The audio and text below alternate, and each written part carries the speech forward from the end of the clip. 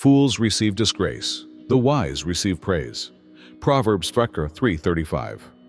What if I told you that what you possess is not only wisdom, but rather ancient knowledge woven into your very being?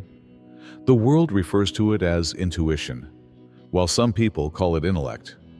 Not only do you think differently, but you also exist differently as the chosen one. When they see you, they ask themselves, how do they know things they were never taught? How do you foresee events before they happen? Here's a fact.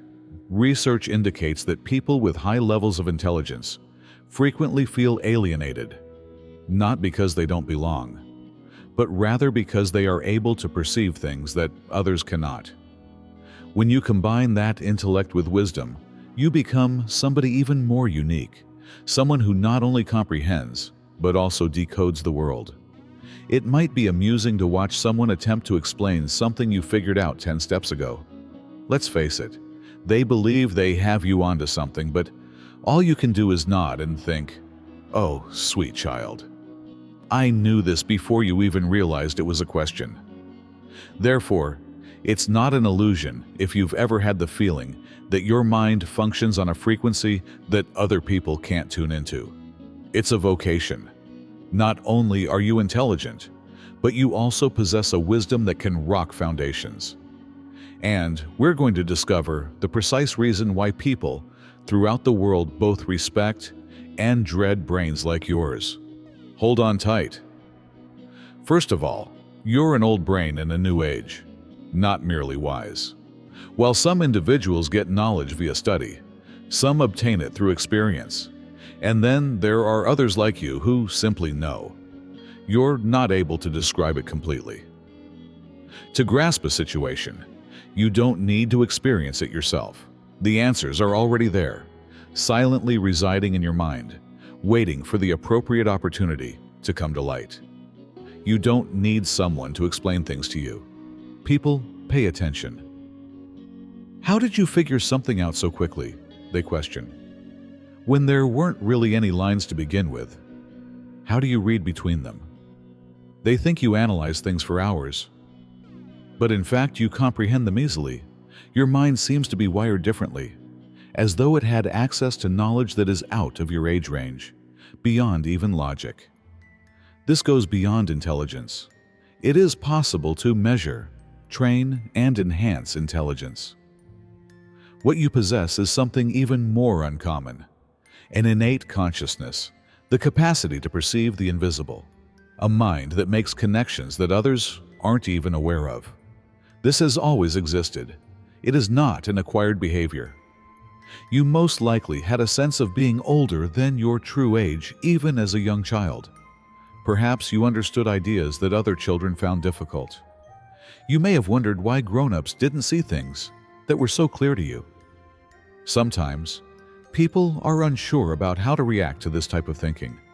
Some find it disturbing, some find it admirable, and some act as though it doesn't exist since it contradicts their preconceived notions. They understand, however, that you are unique in a way that cannot be accounted for by education, experience, or good fortune. That's what makes you unique.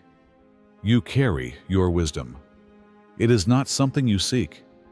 It is always there, only waiting to be utilized or comprehended.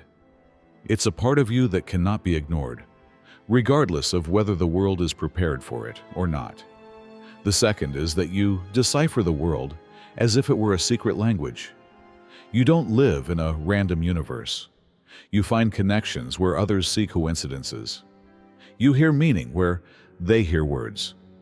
You've always been able to read the world differently than other people. Nothing is as it seems in conversations, situations, or even the slightest aspects. There is a deeper layer, a secret message, and a pattern in everything that most people miss.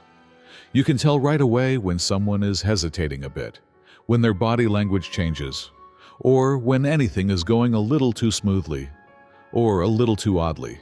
It's instinctive and you capture it all without even trying.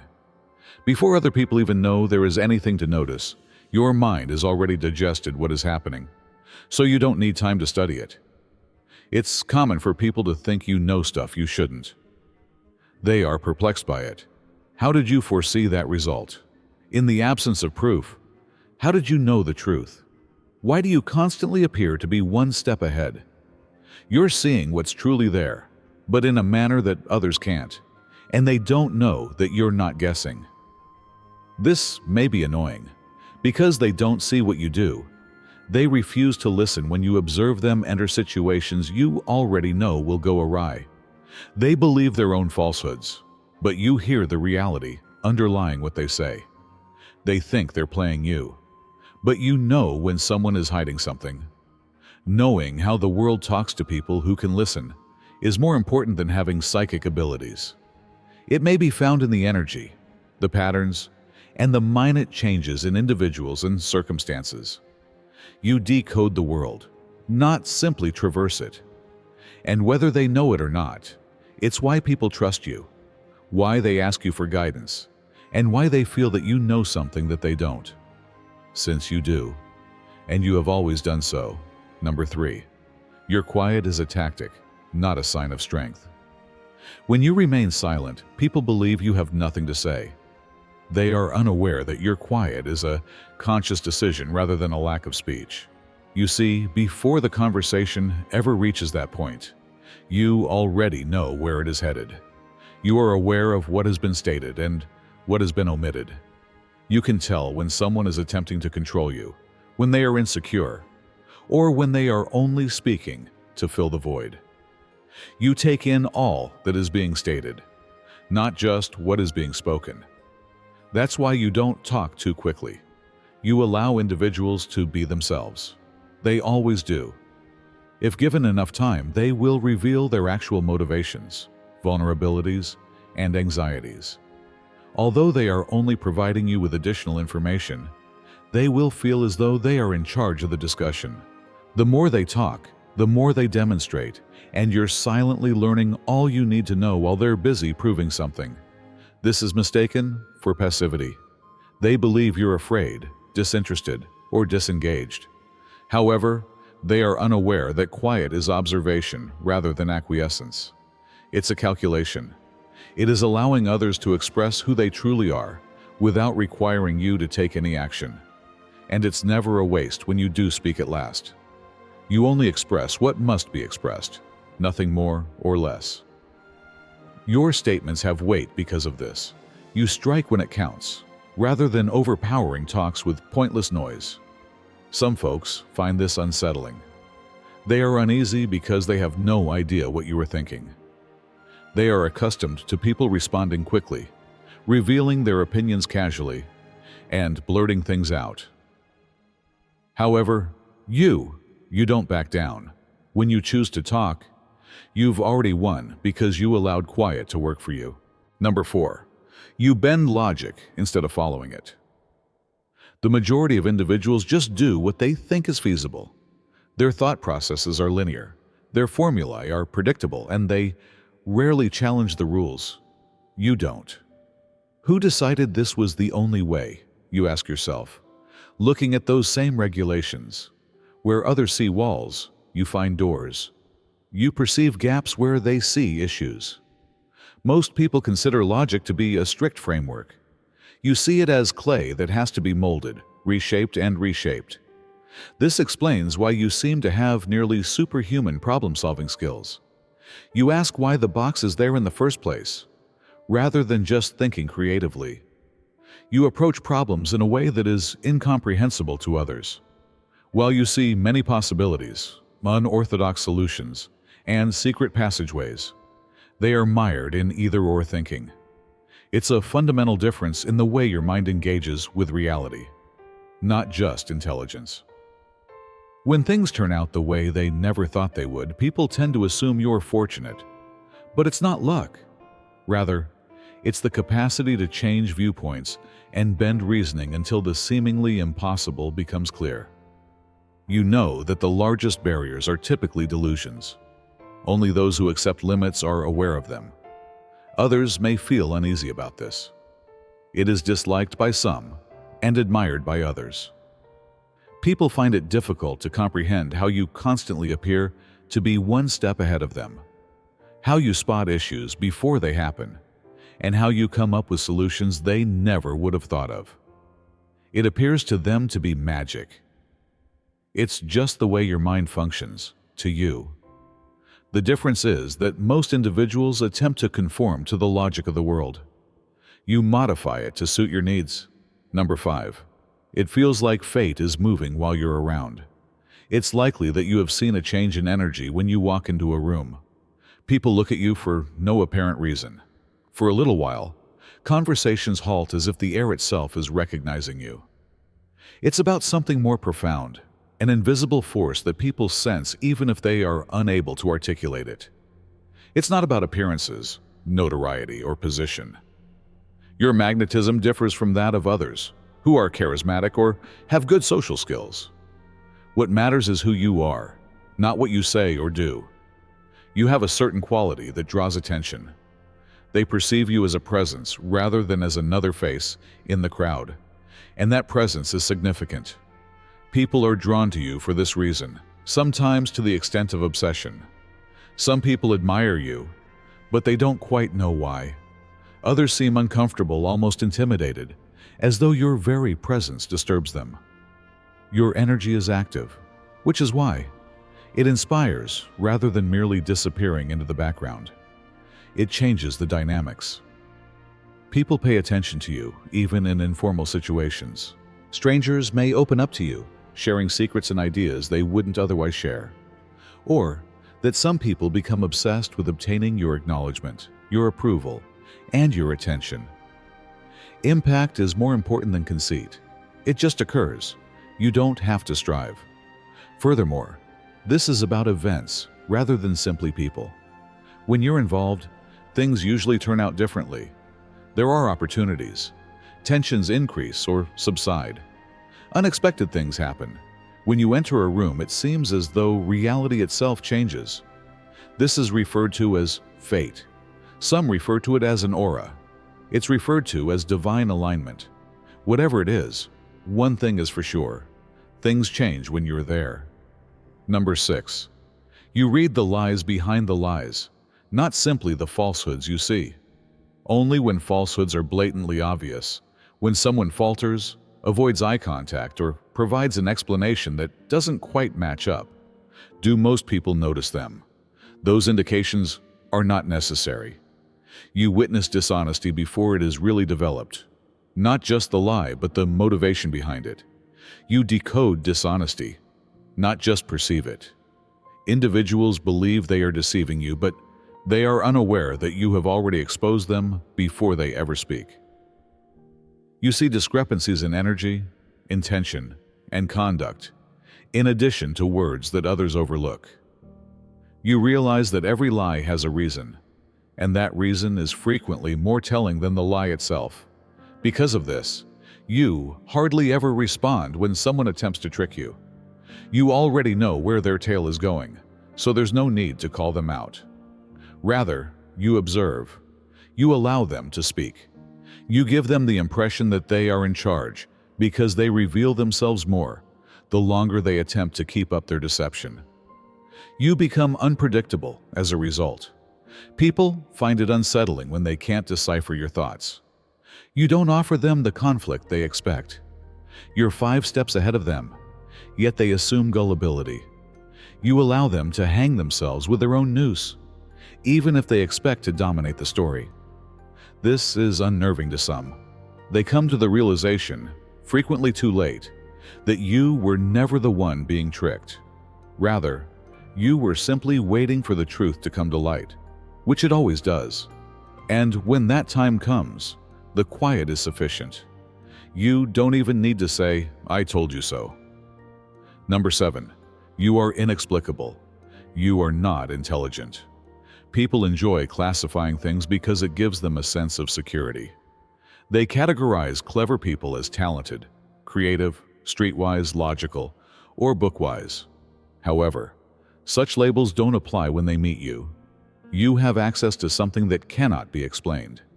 You don't merely have knowledge. Without instruction, you are able to understand concepts. You think of solutions that no one else thought about. You have a precognitive sense. It's not simply intelligence, it's something more profound, something that cannot be quantified or described by credentials. People find it difficult to comprehend you because of this. Their concept of intellect does not apply to you. You're unique. This may be annoying. People attempt, but are unable, to explain your way of thinking. They believe you must have done a great deal of studying and thorough analysis. They fail to see that comprehension doesn't always come via studying. Sometimes it comes instantly, as though the information was just waiting for you to see it. People are unable to foresee your next action because of this. You don't think like them, even though they do. They attempt to predict your choices, but your mind generates its own reasoning instead of adhering to theirs. As a result, you are incomprehensible to them, unstoppable, and unreadable. You've probably realized that although some people find this about you admirable, others find it unsettling.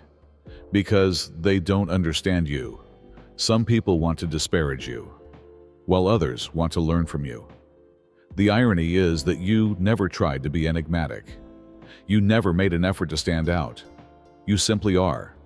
And that's what makes you inexplicable, not only to other people, but also to yourself at times. Number 8. Without a word, you force others to face themselves. People are uneasy around you for some reason, not because of anything you do on purpose, but rather because of what you stand for. They are unable to conceal themselves from you. They give off the impression that you can see right through their carefully crafted public persona, their masks and their words. They feel viewed in a manner they're not accustomed to, not because you're passing judgment on them. And that is frightening to many. This quality about you is admired by some. They are drawn to you because they want your enthusiasm, your intelligence, and your capacity to notice things that they have been neglecting for years. They expose secrets and fears they have never stated out loud to you, and they do so without knowing why. They seem to feel that you already know, and you do in a sense. Unspoken suffering, unresolved feelings, and discrepancies between someone's words and their actual feelings are all things you may sense. Not everyone, however, is prepared for that level of clarity. Without even recognizing it, some individuals are afraid of you. When you are with them, they get defensive and agitated for no apparent reason. They could even harbor animosity toward you without knowing why. It isn't intimate. It's a reflection of their own internal conflict. You make them face the aspects of themselves they would like to avoid, the realities they have hidden behind years of self-deception. This explains why you see that others either attempt to avoid you or have a great deal of regard for you. There is no middle ground for you. People are forced to confront their own reality by the insight you provide.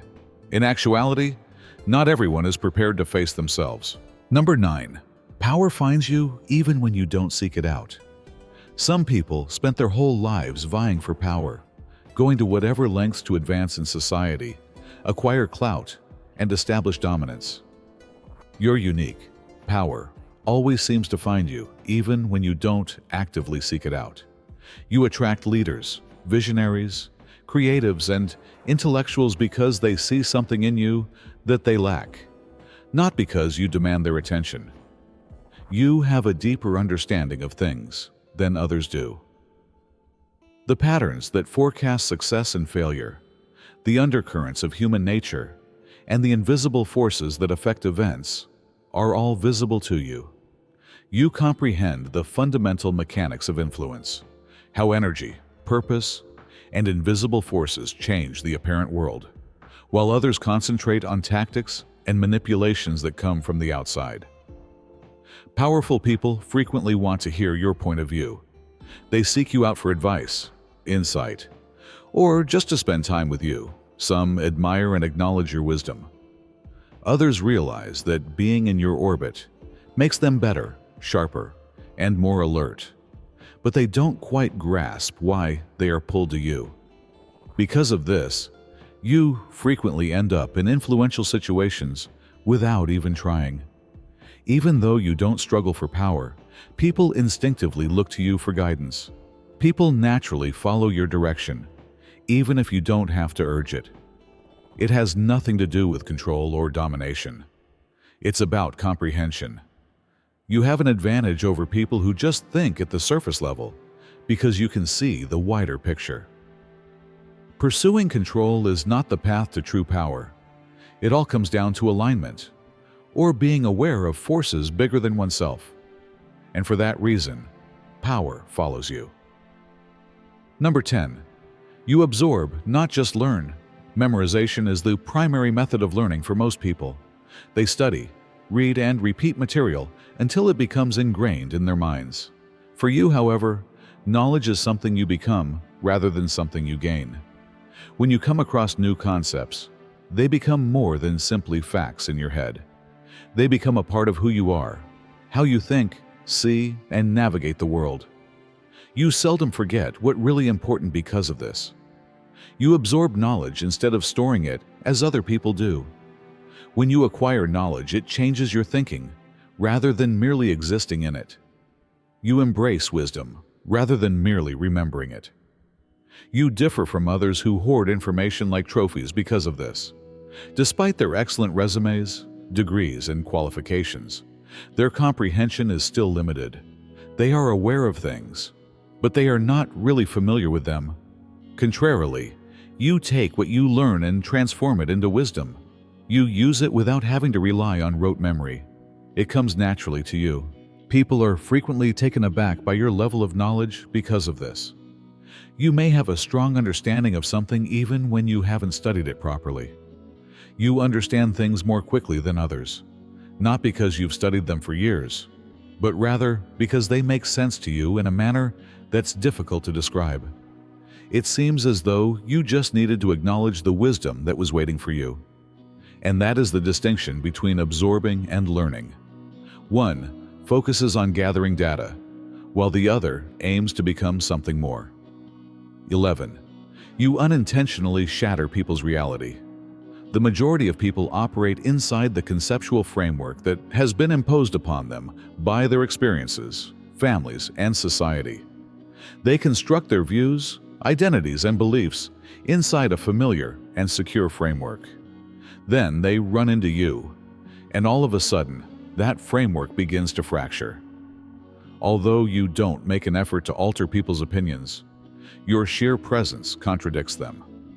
People are forced to reevaluate their preconceived notions by your thoughts, your worldview, and the realities you express. You present viewpoints that people have never thought of. You point out errors in their reasoning, not because you're conceited, but just because you have a different perspective.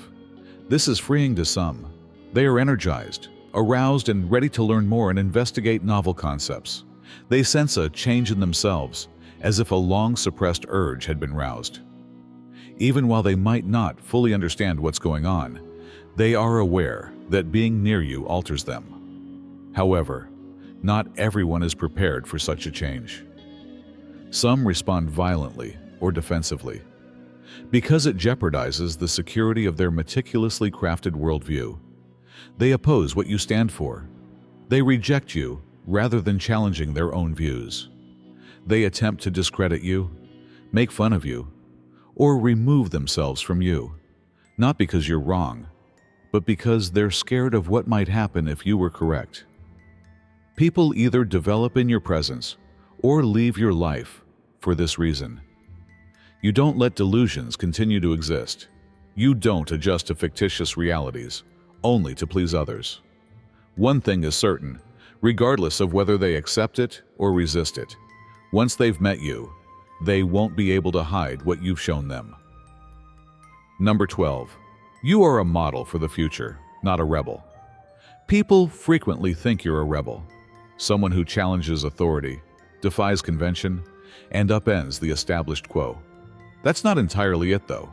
Rebellion isn't the reason you're battling the system. You're neither impulsive or chaotic. In actuality, you're creating something new. You perceive the shortcomings of the existing systems because you know they are out of date, not because you oppose them. Things aren't challenged for the sake of challenging them, because you envision a better future, one that others aren't yet prepared for. You challenge them. Your thoughts, Your ideas and the changes you anticipate are not arbitrary acts of rebellion. They are blueprints. They provide hints about what will happen next. And for that reason, you are frequently misinterpreted by others. The world is still lagging behind your vision. Every significant change in history was initially viewed as a danger, until time proved them correct. Innovators, artists, and profound thinkers were branded as radicals, troublemakers, or dreamers. You belong to that family. One day, what appears odd to others today will become clear. People aren't prepared to perceive what you see, which is why you encounter opposition rather than because you're mistaken. You are admired by some for this. They understand that you're ahead of the curve and that you can look beyond boundaries. Even if they don't fully comprehend your views, they are nonetheless captivated to them. But some respond fearfully. They characterize you as tough, impractical, or rebellious because they cling to what they know. However, you're not attempting to destroy anything. You're laying the groundwork for the future. You frequently feel out of place because of this. You're still not completely in sync with the current world. However, what about the future? The future will resemble what you have been saying all along, much more. Number 13. People want your approval, even when you don't need it.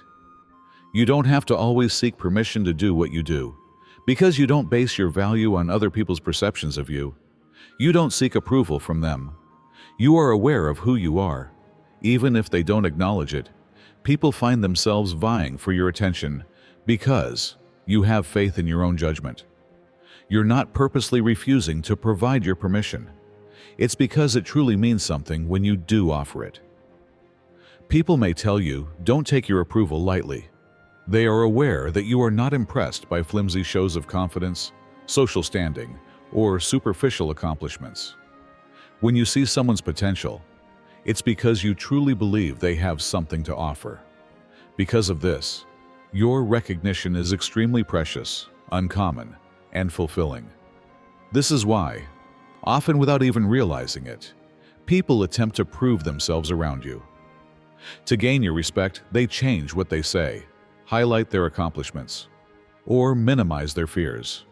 They know deep down that your acceptance isn't the same as the affirmation they receive from others. Therefore, it's an unconscious reaction. It isn't a performance. It's not offered out of civility. It has actual weight. Strangely enough, people covet your approval because you don't look for it. They are accustomed to individuals who are always trying to get attention, who give meaningless praise, and who manipulate others' approval for their own benefit.